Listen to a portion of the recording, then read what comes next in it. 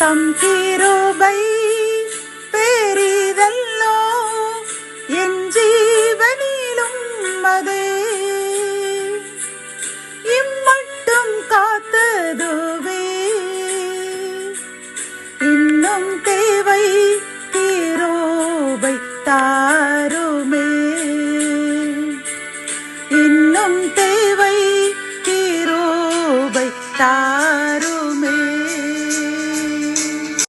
கர்த்தரும் இரட்சகருமாகிய இயேசு கிறிஸ்துவின் ஈடு இணையற்ற நாமத்தில் சேனைகளின் கர்த்தர் ஊழியத்தின் மூலம் 16/2/2025 இந்த நாள் உங்களுக்கும் உங்கள் சந்ததிக்கும் மிகுந்த ஆசீர்வாதத்தின் நாளாக அமையப் போகிறது என்று மனதார வாழ்த்துகின்றேன். இன்று நாம் அறியவிருக்கும் கிருபையின் வார்த்தைகள் உபாகமம் 20ஆம் அதிகாரம் 4ஆம் வசனம். உங்களுக்காக உங்கள் சத்துருக்களோட யுத்தம் பண்ணவும் உங்களை ரட்சிக்கவும் உங்களோட கூட போகிறவர் உங்கள் தேவனாகிய கர்த்தர்.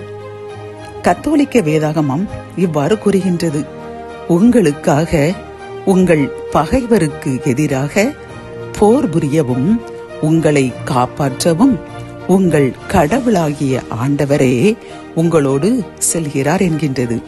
பிரியமானவர்களே, இன்று இந்த கிருபையின் வார்த்தைகள் மூலம் கர்த்தர் நமக்கு கூறும் ஒரு ஆறுதலான வசனம் என்னவென்றால், ஒரு சிலர் யாரையும் எதிர்க்க முடியவில்லை, அவர்கள் உங்களை விட திறனற்றவர்களாக காணப்பட்டாலும் கூட அவர்கள் நிறையவர்களை கூட்டிக் கொண்டு வைத்து நமக்கு எதிராக வரும் பொழுது, எதிராக பேசும் பொழுது நியாயத்தை கூட நம்மிடம் உங்களிடம் நியாயம் இருக்கின்றது, நீங்கள் தவறு செய்யவே இல்லை, ஆனாலும் அதை உங்களால் நிரூபிக்க முடியவில்லை, நான் என்ன செய்வேன், என்னுடைய நியாயத்தை கேட்க யாரும் இல்லையே என்று கலங்கி கண்ணீருடன் வேதனையோடு படுத்து சுருண்டு கிடக்கும், ஜெபிக்க முடியவில்லையே, ஆலயத்திற்கு செல்ல முடியவில்லையே, வேதம் வாசிக்க முடியவில்லையே என்று கலங்கி நிற்கின்ற என் அன்பு சகோதரனே சகோதரியே, உன்னை பார்த்துதான் கர்த்தர் கூறுகின்றார், நீ எனக்கு நியாயம் கிடைக்கவில்லை என்று கவலைப்படாதே மகனே மகளே, உனக்காக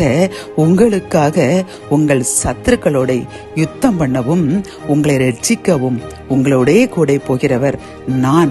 ஆகவே நீங்கள் அமைதியாக இருங்கள், உங்களுக்காக யுத்தம் பண்ணி உங்கள் நியாயத்தை உங்களுக்கு வெளிப்படுத்த, உங்களுக்கு நியாயம் தீர்க்க நான் எழும்புகின்றேன் என்று கர்த்தர் கூறுகின்றார். பிரியமானவர்களே, என் அன்பு சகோதரனே சகோதரியே, நீங்கள் கவலைப்பட வேண்டாம். இந்த வார்த்தைக்கு பின்பு நாம் ஏன் கவலைப்பட வேண்டும்? கர்த்தர் கூறுகின்றார் அல்லவா, நான் உங்களுக்காக யுத்தம் பண்ணுவேன் என்று. அந்த சராசரங்களை படைத்து காத்து வரும் நம் தேவன் நமக்காக யுத்தம் பண்ணும் பொழுது, உனக்காக யுத்தம் பண்ணும் பொழுது உனக்கு கவலையேன்? ஆகவே கவலையை விடு, கண்ணீரை துடைத்து விடு, சோர்ந்து போகாத, எழுந்திரு, கர்த்தருக்கு நன்றி கூறி ஆலயத்திற்கு ஓடி செல், வேதகமம் வாசி, துதித்து பாடு. கர்த்தர் இன்றே உனக்காக யுத்தம் பண்ண ஆரம்பித்து விட்டார். ஜெபம். என் அன்பு தகப்பனே, நியாயம் கிடைக்கவில்லையே, என்னுடன் நியாயம் இருந்தாலும் எனக்காக பரிந்து பேச யாரும் இல்லையே, குற்றமாய் கூட என்னை எதிர்க்கின்றார்களே என்று கலங்கி நின்ற இந்த அன்பு சகோதரனுக்கும் சகோதரிக்கும் நீருக்குரிய இந்த ஆறுதலான வசனத்திற்காக நன்றியப்பா.